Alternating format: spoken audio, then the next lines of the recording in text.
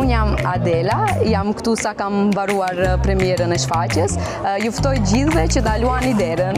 Përshëndetje gjithëve, unë jam Tereza dhe ju ftoj, kur s'keni që të bëni, luani derën. Mos më silë qëtu lajme se do më shkatron stresë. Ai po më mirë të shohësh të vërtetën, zotria im, që të asat jetosh një iluzion. Petro! O, baba, gjithë të fatura, unë të shmete!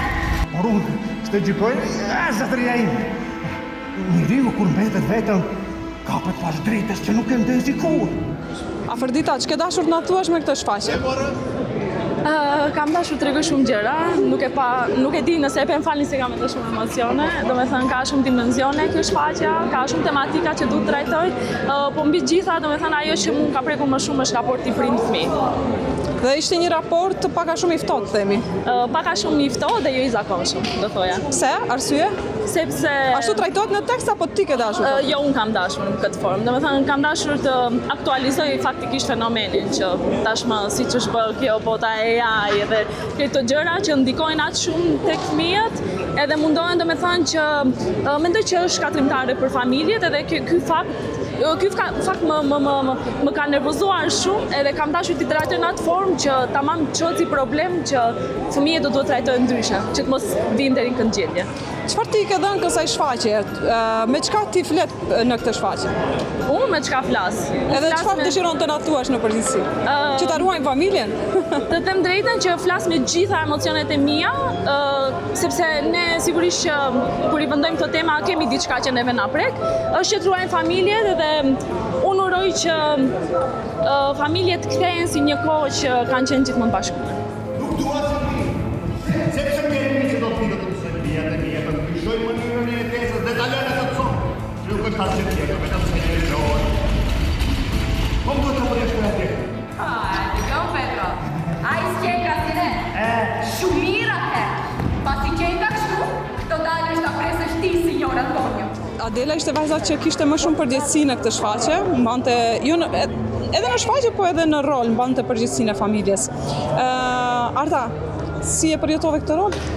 Realisht mund të them se ka qenë një prej personazheve më me peshë, ngarkesë shumë emocionale edhe fizikisht, por me ndihmën e regjisorës mendoj se arritëm rezultatin aty ku dashtëm. Ajo ka bërë realisht një gërshetim të Adelës me personazhet e Mbretit Lirë. Kemi marrë diçka, por mendoj se mënyrën se si e kompletoi Afërdita, personazhi i Adelës është kompletuar, ka një botë shumë të veçantë të brendshme, do kisha thënë. Me ndihmën e Afërditës arritëm që të nxjerrim këtë personazh në pa.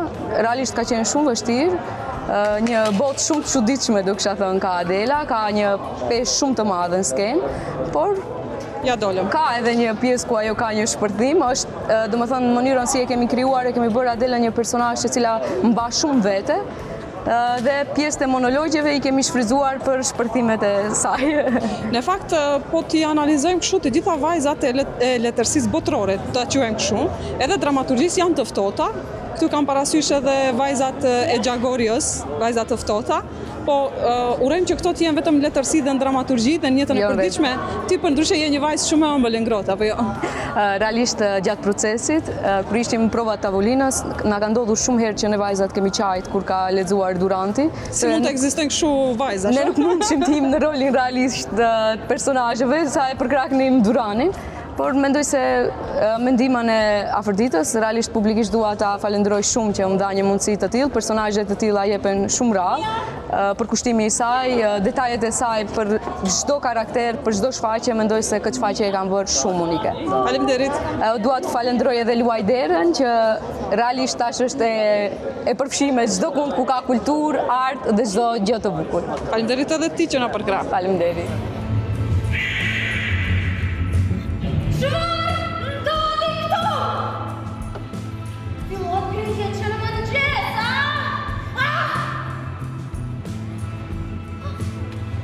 Kjo shtëpi?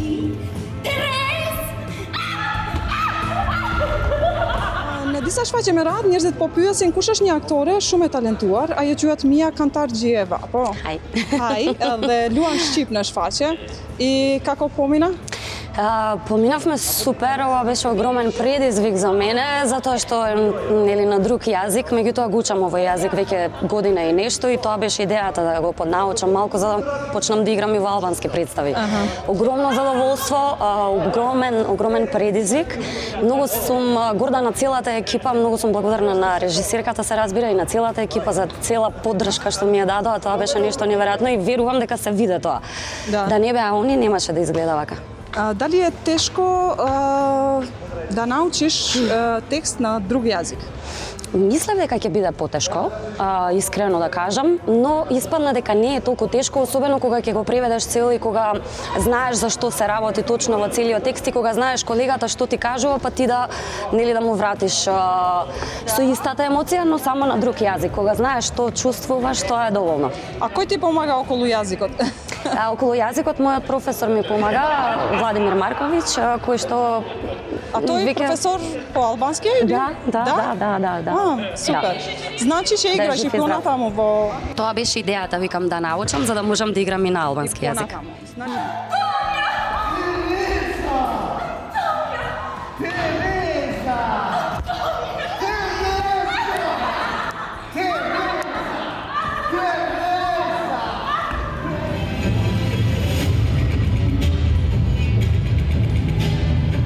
Шеќерија и Лази ishte Tereza në shfaqje dhe ajo më e lasdruara, vajza e vogël Benjaminka, si kalove në shfaqje e erët, por e thellë shumë dhe kishte një monolog shumë të bukur. Po, Besoj e ndjeve shumë. monologu që e du mas shumë prej gjithë shfaqjes. Nuk është që Vërei shumë, reflektonte shumë. Ka qenë një proces i vështirë fizikisht sidomos për mu, po njëkohësisht edhe shumë i këndshëm, edhe kemi punu shumë, edhe jam shumë e lumtur që kam qenë pjesë e kësaj shfaqjes. E falenderoj shumë Afërditën që ma ka besuar rolin, i falenderoj shumë edhe kolegët e mi që kanë qenë shumë bashkëpunues gjatë të gjithë procesit, edhe e lumtur shumë që isha pjesë e projektit. Do kthem prapë te monologu. Kë e mendoje gjatë kohës që thoshje monologu babai? Po. Edhe? Kishte fjalë që s'ja kishe thënë asnjëherë? Jo, nuk e kom lidh kështu, realisht, po më ka ndihmu edhe kjo që e kom mendu. Një shfaqje e erët, por që përcjell shumë një mesazh shumë human. Mendoj që në kohën ku jena është shumë e nevojshme si shfaqje që të vinë gjithë ta shohin, se jo sa herë se ndët jom vetëm si duken jashtë.